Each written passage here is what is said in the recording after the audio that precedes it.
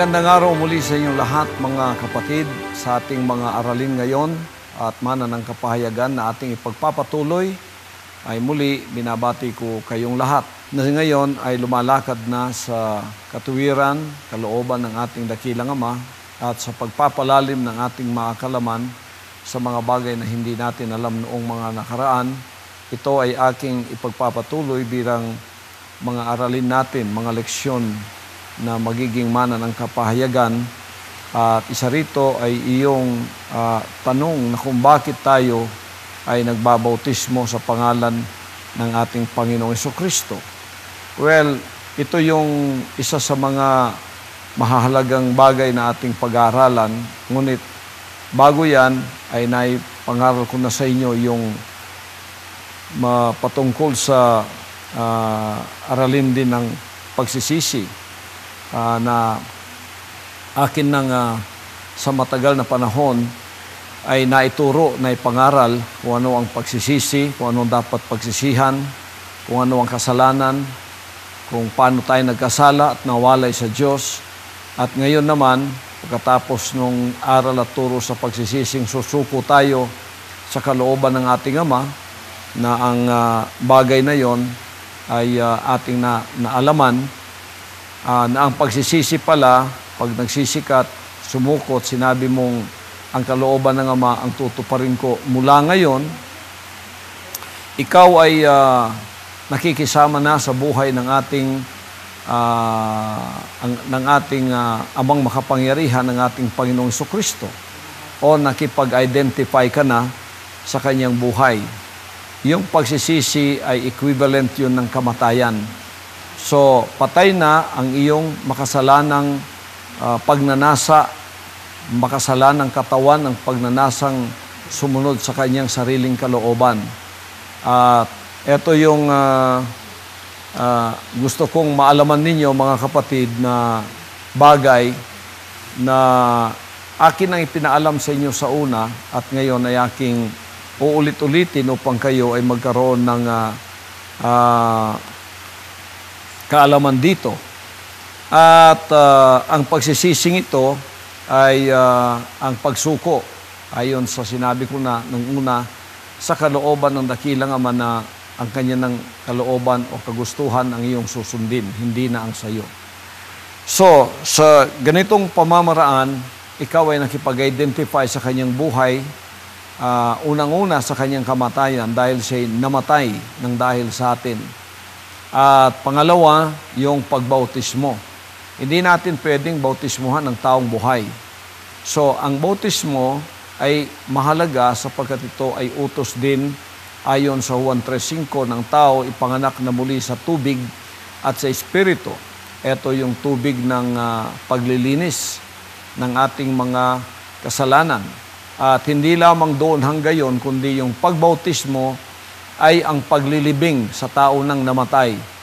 Ngayon, ang iyong kamatayang pinili ay ang kamatayan ng ating dakilang Ama, ang ating Panginoong Jesucristo. Ikaw ay ililibing din kasama niya sa kanyang pangalan.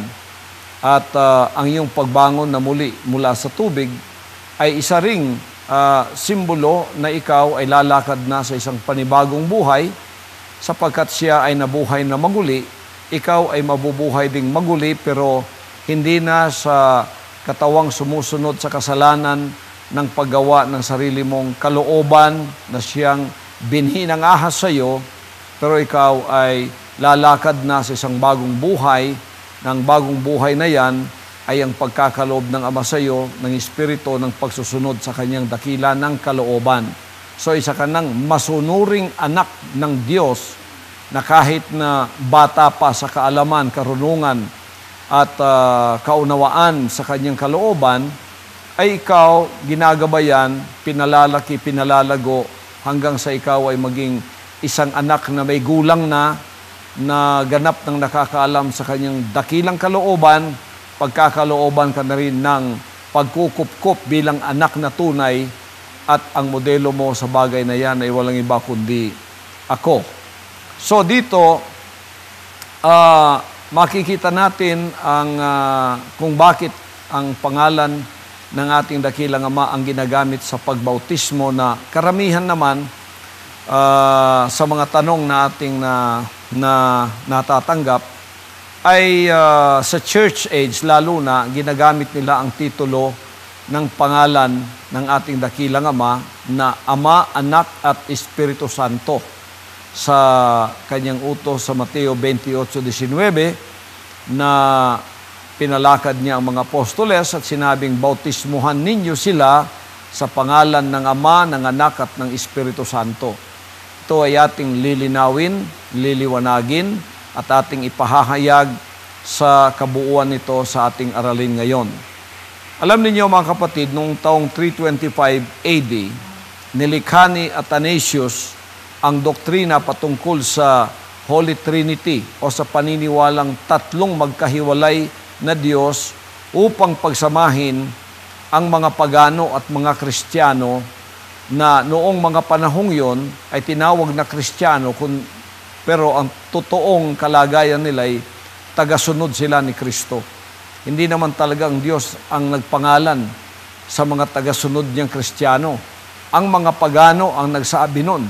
Kaya't naging tinik sila sa pamamahala ng emperador ng Roma, ng mga emperador ng Roma, na kahit pinagpapatay sila, ay hindi sila yumuko sa pagsamba sa emperador ng Roma sapagkat ng mga panahong yon, merong tinatawag na emperor worship para sa pagkakaisa ng imperyong Roma ng kanilang mga mamamayan doon.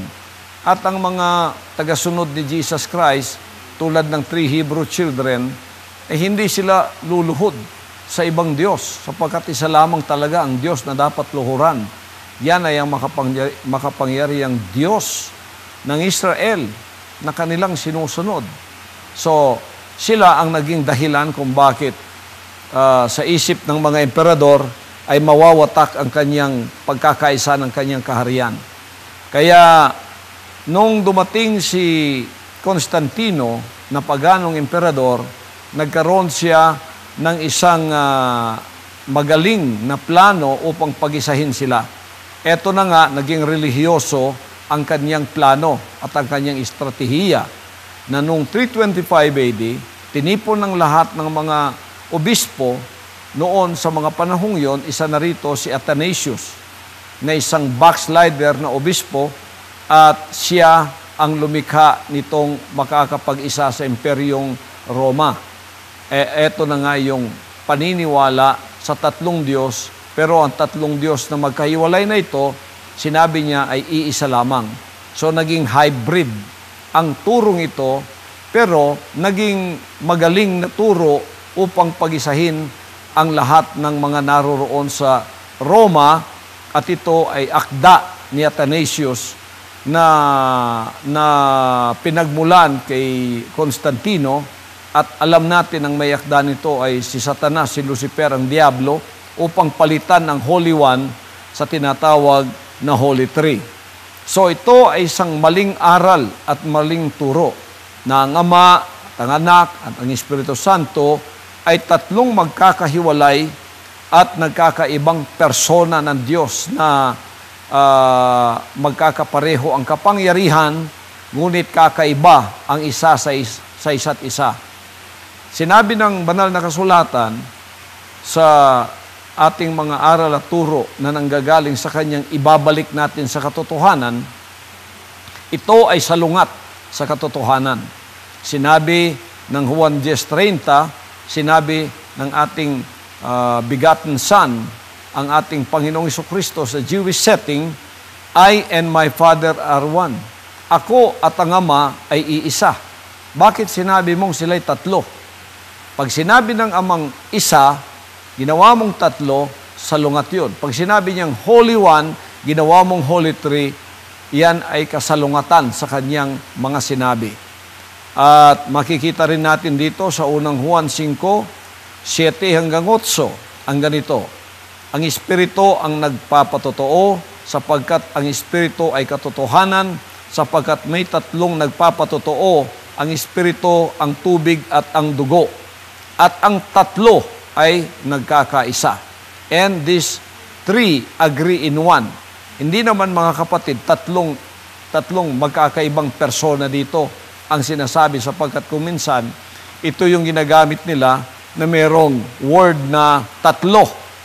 Yung tatlo dito, hindi tatlong Diyos yan. Isa lang ang Diyos dyan. Yung Espiritu ng katotohanan. Alin pa yung dalawa?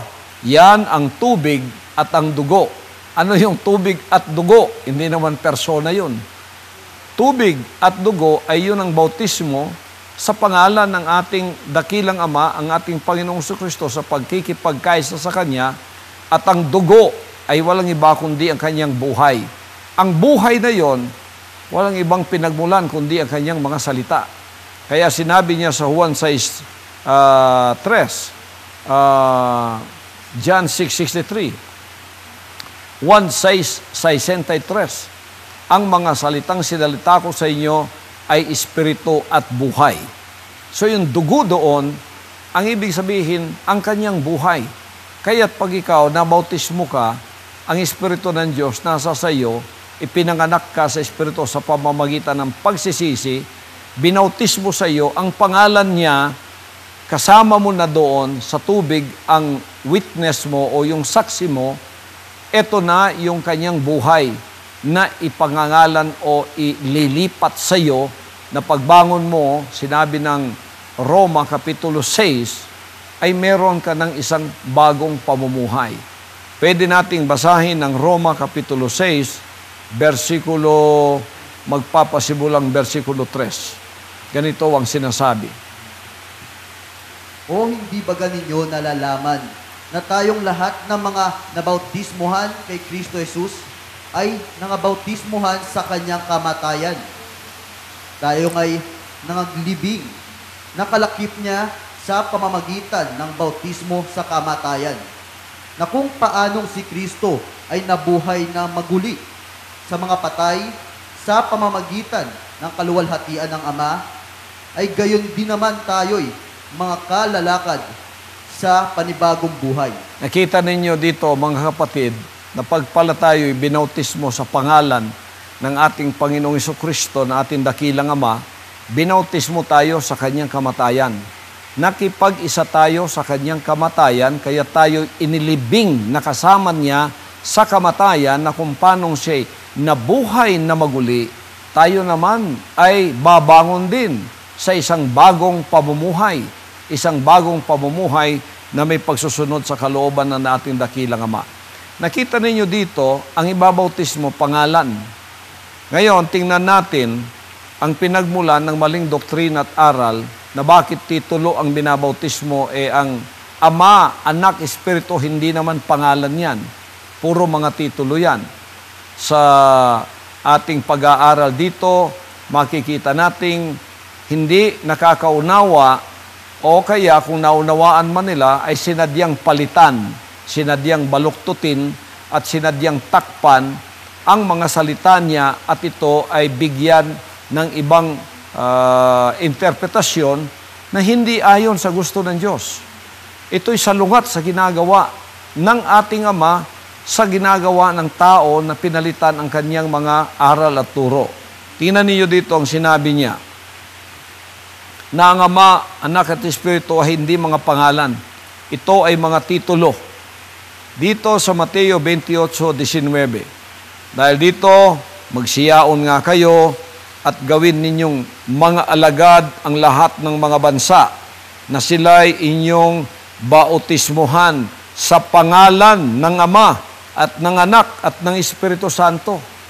Tingnan ninyo, kung ikaw ay may matinong pangunawa, alam mo ang Ama hindi pangalan, alam mo ang Anak hindi pangalan, at alam mo ang Espiritu Santo hindi pangalan. Ang binanggit niya rito ay hindi mga pangalan, kundi bautismuhan sa pangalan. Nag-iisang pangalan. Sa English, singular na pangalan. Hindi ito pangalang plural o hindi maraming pangalan. O, sasabihin mo, 3 pangalan. Sinabi niya, sa pangalan is singular. So, kung pangalan ang pinag-uusapan dito, paano nating interpret ito? ng ayon din sa kanyang mga sinabi. Ayon din sa kanyang mga sinalita. Ang kasalanan kasi, tayo na yung naging Diyos na i-interpret na natin ang kanyang kalooban sa ating sariling kagustuhan. Tapos itatayo natin yung ating sariling interpretasyon na salungat sa interpretasyon ng Diyos. Ngayon, paano nating interpret ito sa ating sarili? Hindi, mga kapatid, kundi sa pamamagitan din naman ng mga banal na sinabi niya. Ito'y mababasa natin sa Isaiah 9:6. Eto, pakinggan natin. Sapagkat sa atin ay ipinanganak ang isang bata, sa atin ay ibinigay ang isang anak na lalaki, at ang pamamahala ay maaatang sa kanyang balikat, at ang kanyang pangalan. Nakita natin dito, singular din ang pangalan. At ang kanyang pangalan. Anong pangalan ng batang itong ipinanganak? Ano ang pangalan ng anak na lalaking itong ibibigay? Ano ang kanyang pangalan? Alaman natin, mga kapatid, na Jesus Christ ang kanyang pangalan. Nag-iisa, singular na pangalan. At ang kanyang pangalan, Jesus Christ, ay tatawagin, eto na, yung mga titulo niya. Hindi lang 3, marami. At ang kanyang pangalan ay tatawaging kamangha-mangha, titulong isa yan, tagapayo, pangalawa, makapangyarihang Diyos, pangatlo, walang hanggang Ama. Ang pangalan niya ay tatawaging makapangyarihang Diyos, walang hanggang Ama, Pangulo ng Kapayapaan. Ilan ang titulong atin nakita rito? 1, 2, 3, 4, 5. 5 titulo ang napapabilang sa nag-iisang pangalan. Ano ang pangalan niya? Jesus Christ. Idagdag pa natin yung Ama.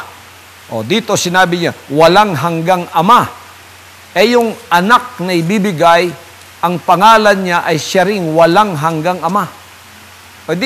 Nakikita natin na ito'y hindi nagsasalungatan ng mga banal na kasulatan.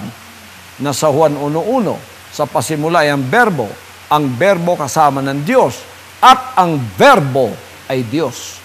At ang berbong Diyos ay nagkatawang tao na tinawag na anak. Siya rin yun. Iba-iba ang kanyang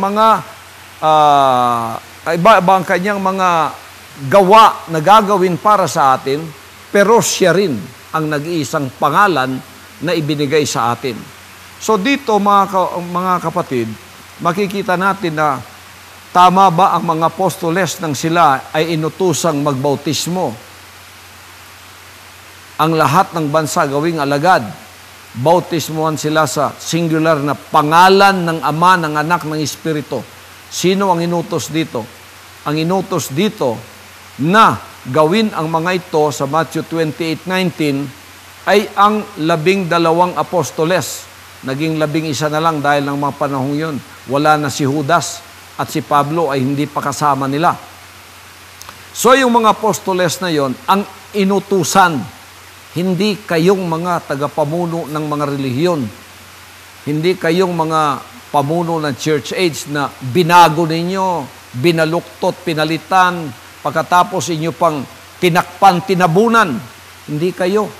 Pakinggan natin ang mga inutos niyang mga apostoles kung paano nilang tinalima, kung paano lang sinunod, at kung paano lang ginanap yung mga utos na yon ng ating Panginoong Jesucristo sa Mateo 28:19.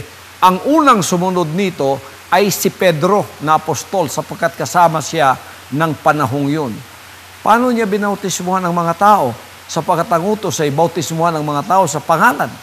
Tingnan natin, mga kapatid, sa mga Gawa, Kapitulo 2, versikulo 38, ganito ang sinasabi. Tandaan muna natin, bago natin basahin yan, na yung inutos ng Ama sa Mateo 28:19 ay ang pangalan ng Ama, ng Anak, ng Espiritu Santo. Ang inutusan ay mga apostoles. Ang unang tumalima, apostoles. Paano nilang tinalima at paano lang sinunod? Ang una dito si Pedro. Ganito siya sumunod at ganito niya binautismo ang mga tao. Pakinggan natin ang mga Gawa 2:38. Ganito ang sinasabi. At sinabi sa kanila ni Pedro, magsisi kayo at magbautismo ang bawat isa sa inyo sa pangalan ni Hesukristo sa ipagpapatawad ng inyong mga kasalanan at tatanggapin ninyo ang kaloob ng Espiritu Santo. Ngayon, pag binasa mo yung mga Gawa 2:38, bulag at bingi na lang ang di makakaunawa niyan. Tingnan mo mga kapatid ang sinabi niya sa kanila dito. At sinabi sa kanila ni Pedro, mangagsisi kayo at mangagbautismo. Ito, sumunod na siya sapagkat bautismo ang pinag-usapan. At mangagbautismo ang bawat isa sa inyo sa pangalan ni Hesukristo. Plural ba yung pangalan na yon? Isa. Pangalan ni Hesukristo. Mga Gawa 2:38 yan. Isaiah 9:6 at ang kanyang pangalan, singular, ay tatawaging 5 titulo. Pagkatapos ng Mateo 28, bautismoan sila sa pangalan, singular, ng Ama, ng Anak, ng Espiritu, at dito lumitaw na ang pangalan. Anong pangalan yon? Sa mga Gawa 2:38, pangalan ni Hesukristo sa ikapagpapatawad ng inyong mga kasalanan. Wala kayong napansin dito na walang isamang bersikulo o isamang talata sa Biblia na sinabing, bautismuhan mo sila sa titulong Ama, Anak, Espiritu. Sapagkat pangalan ng iniutos, pangalan ang pinalitaw. Ang pangalan ng makapangyarihang Ama, ang pangalan ng walang hanggang Diyos, ang pangalan ng walang hanggang Ama, ang pangalan ng makapangyarihang Diyos, ang pangalan ng tagapayo, ay pangalan ng anak na ibibigay. Yan ay ang pangalan ng ating Panginoong Hesukristo, ang begotten Son sa Jewish setting. Tingnan ninyo. Dito naman mga kapatid, nagbautismo din si Pablo. Si Pablo ito huli na siyang apostol na idinagdag kapalit ni Judas. Isang apostol para sa mga hentil na huling tinawag na noon ay tagapag-usig. Ngunit ngayon ay isa ng apostol. Nagbabautismo rin siya. Ano ang inutos niya? Dito sa mga Gawa 19:4 hanggang 5, ganito ang sinabi. Sinabi ni Pablo, nagbabautismo si Juan ng bautismo ng pagsisisi na sinasabi sa bayan na sila'y magsisampalataya sa darating sa hulihan niya sa makatuwid bagay si Jesus. At nang kanilang marinig ito, ay nangagpabautismo sila sa pangalan ng Panginoong Jesus. Tingnan ninyo, pangalan ang pinalilitaw, kaya pangalan ang ibinigay. Pag nasa iyo ng pangalan, lahat ng titulo nasa iyo na. Yung 8 titulo nasa iyo na. Ama, Anak, Espiritu Santo, Tagapayo, Kamangha-mangha, Makapangyarihang Diyos, Amang walang hanggan. Nandoon na yung lahat sa isang nag-iisang pangalan. So itong maling kaugalian ng pagbabautismo sa pamamagitan ng titulo ay hindi po ayon sa kalooban ng Ama. Salungat yan, kabaluktutan yan, pagpapalit yan, antikristong turo yan. Sinabi niya Holy Trinity. Sinabi ng tao Holy Trinity. Sinabi ng Ama Holy One. Sinabi niya bautismo sa pangalan. Eto namang mga anak ng Antikristo, ang ginamit titulo. Kung ano yung ayaw ng Ama, yun ang kanilang ginagawa. Kaya sinabi niya, magangigat kayo. Maraming mga Antikristong nasa sanlibutan. At narito na nga, eto na nga, puro pagsalungat ang ginagawa sa sinasabi. Kaya Antikristo. Ang ibig sabihin, laban kay Kristo. Ngayon, isang kamalian yan na ating itutuwid. At dito sa bansang kaharian ng Ama, ang lahat ay ating ipapanauli doon sa katotohanan, doon sa katarungan, katuwiran, at doon sa kaliwanagan na kung saan ang Ama ay nagpalitaw ng isang appointed Son na matapat na ipangangaral at ipahahayag ang mga bagay na ito. Ngayon, ang isa pang maling kaugalian dito ay ang pagbabautismo sa pamamagitan ng pagwisik sa halip na sila'y ilubog sa tubig. Eto na naman, kabaluktutan na naman ito. Pag ikaw nagbabautismo, simbolo yan ng paglilibing. Paano mong ililibing ang tao? Kukuha ka ng lupa, wiwisik-wisikan mo ang kanyang mukha. Kaya nagkakamaling malaki ang pagkakamali ng mga relihiyon ngayon. Anong gagawin mo? Pupunta ka sa tubig, ilulubog mo siya tulad ng ang isang patay, ibabaon mo sa lupa. So dito, ang pagbautismo ay nagmula sa Latino-Griegong salita baptizo na ang ibig sabihin ay ang paglubog sa tubig. 1:3, sumagot si Jesus sa kanila'y sinabi, Katotohanan sinasabi ko sa iyo, maliban ng tayo panganak na muli ay hindi siya makakakita sa kaharian ng Diyos. 1:3, sumagot si Jesus, Katotohanan sinasabi ko sa inyo, maliban ang tao ay panganak ng tubig at ng Espiritu ay hindi siya makapapasok sa kaharian ng Diyos. Ano ang pagbautismo? Paglilibing. Tubig ang gagamitin sapagkat ito'y simbolo na tayo bilang nagsisi na matay, bilang patay, inilibing kasama niya. Dito sa Roma 6:4, tayo nga'y nangalibing nakalakip niya sa pamamagitan ng bautismo sa kamatayan, na kung paanong si Kristo ay nabuhay na maguli sa mga patay sa pamamagitan ng kaluwalhatian ng Ama, ay gayon din naman tayo'y makalalakad sa panibagong buhay. Maliwanag pa po sa sikat ng araw yan, mga kapatid. Wala na kayong makikita pa riyan. Pagka nililibing mo ang tao sa pagbabautismo, tubig, ilulubog mo talaga siya. Huwag mong wiwisik-wisikan. Binago na naman, pinalitan na naman, binastardo na naman ang mga salita niya. So, isang kamalian ang pagbautismo sa pamamagitan ng pagwiwisik ng tubig dahil ang taong hindi nailibing ay mabaho at nangangamoy at ito'y mula pa sa binhi ng ahas. Kaya walang pagbabagong nangyayari. Sapagkat ang lahat ng kanilang ginagawa puro salungat at kabalian. Holy Tree, ang Holy One, ginawang Holy Tree. Ang pangalan, ginawang titulo. Ang bautismo ng paglubog, ginawang pagwiwisik. Tingnan ninyo mga kapatid. Pagkatapos, dinagdag pa itong pagbabautismo ng mga bata. Ito ay saring pagkakamali dahil ang bata ay hindi pa marunong magsisi. Tanging ang mga nakapagsisi lamang ang nararapat na bautismuhan. Kung walang pagsisisi, hindi mo maaring ilibing ang isang tao kasi ang pagsisisi, kamatayan. O babautismuhan mo ang bata, wala pang kamuwang-muwang, inilibing mo siyang buhay. Kahit sa ating batas, pag nilibing mo buhay ang tao, hahabulin ka eh. Lalo na kung bata ang ililibing mo. Inilibing mo, pawisik-wisik pa. Sinabi ni Pablo sa mga Gawa 2:38, mangagsisi kayo at mangagpabautismo. Sabihin mo nga ang sanggol, mangagsisi ka, anong sasabihin niya? Uha, gatas, ang kailangan ko. Hindi niya maunawaan ikaw. Hindi kanya maunawaan. Kaya hindi para sa mga bata yon. Kaya si Jesus Christ, kinukup niyang bata at sinabing, maging katulad kayo nila, sapagkat ang sa kanila ay ang kaharian ng langit.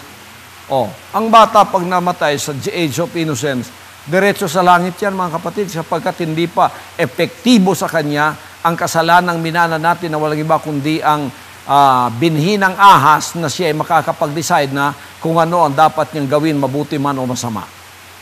Kaya't eto'y isa na namang malaking kamalian na ating itinutuwid sa mga sandaling ito. So ito ang mga pag-aaral na natitimo sa ating mga puso ngayon at naitutuwid ang lahat ng mga bagay na ito sa pamamagitan ng pagpapahayag ng mga mana ng kapayagan na mula sa hinirang na anak ng Diyos. Na naririto at ako ay inyong magiging gabay, magiging guide sa lahat ng bagay. Gagamitin ang inyong freedom of choice upang kayo ay sumunod sa lahat ng kalooban ng ating dakilang Ama mula sa mga pag-aaral ng pagtuturong aral, doktrina, mula sa pamumuhay na kung ano dapat nating pag-iisip, ang ating mga damdamin, ang ating paglakad, kung anuman sa spiritual revolution, financial revolution, revolution of excellence, sa paglago bilang bata, hindi tayo mananatili hanggang sa tayo maging isang ganap na may gulang ng anak na maaari na niyang maasahan, maaari ng atangan ng mga responsibilidad sa ating mga balikat. Ang lahat ng ito'y ating pinag-aaralan. Walang isamang bato dyan na hindi natin aalisin ang mga bato ng mga nakatakip na mga pandilin lang ni Satanas na dapat makita sa kapahayagan at sa kaliwanagan.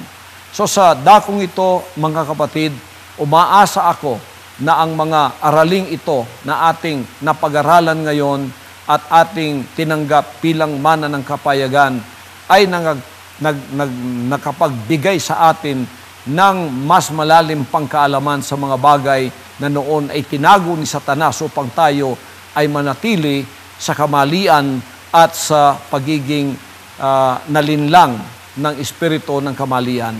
At ako'y umaasang kayo ay lalakad na patuloy sa paglago hanggang sa kayo'y maging ganap na kukup-kuping mga anak na babae at anak na lalaki ng Ama na pagkakatiwalaan din namang katulad ko.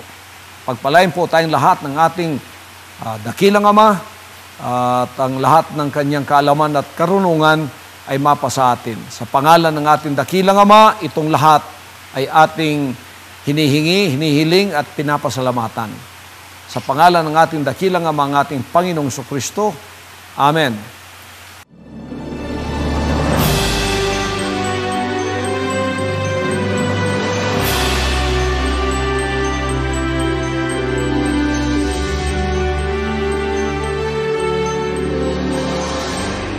Ang mensaheng inyong napakinggan ay bahagi ng 15 panimulang mga leksyon para sa mga Kingdom Citizen.